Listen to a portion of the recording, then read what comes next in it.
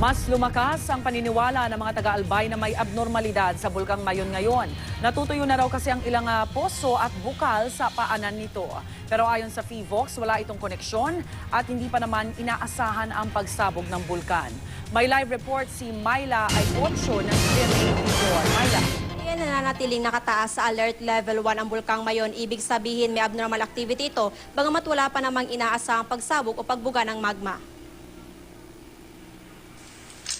Kahit anong bomba sa posong ito sa barangay Masarawag sa Ginubatan, Albay, walang lumalabas na tubig. Paniwala ng mga residente, posibleng epekto ito ng pagiging aktibo ngayon ng Bulkang Mayon.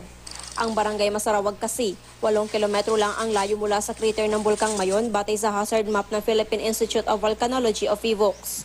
Siguro po kasi dati 11 or almost 10 years hindi man parang siya nagka-problema. Ngayon lang aning mga ano yan. Kaya siguro apekto na yan sa Mayon Volcano. Umina talaga yung bomba dahil sa bulkan. Maging ang mga bukal, kumaunti na rin ang dumadaloy na tubig. Sinauna pang paniniwala ng mga nakatira malapit sa paanan ng Bulkang Mayon na ang panunuyo ng mga poso at bukal ay senyales umano ng pag-aalburuto ng bulkan. Kasunod nito'y karaniwang nagsisipagbabaan din daw ang mga hayop mula sa bundok tulad ng mga ahas dahil sa sobrang init.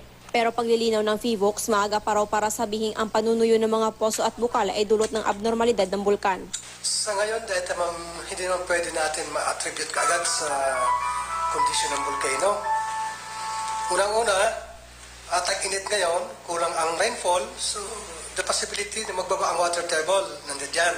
Gayunman, lumakas daw ang pagbuga ng puting usok mula sa Bulkang Mayon. Batay rin sa ground deformation survey ng PHIVOX Bicol, nakitaan ng pamamaga ang slopes o dalos-dos ng bulkan. Ibig sabihin, may pressure na tumutulak pa itaas sa loob nito. Gayunman, wala pa naman daw dapat ikabahala sa ngayon. At wala rin daw gaanong naitatalang volcanic earthquake sa Bulkang Mayon. Rhea, maigpit pa rin ipinagbabawal ng mga otoridad ang pagpasok sa 6-kilometer radius permanent danger zone. Ito ay para matiyak ang kaligtasan ng mga residenteng nakatira malapit sa Bulkang Mayon. Rhea. Maraming salamat, Myla Aycocho ng GMA Bicol.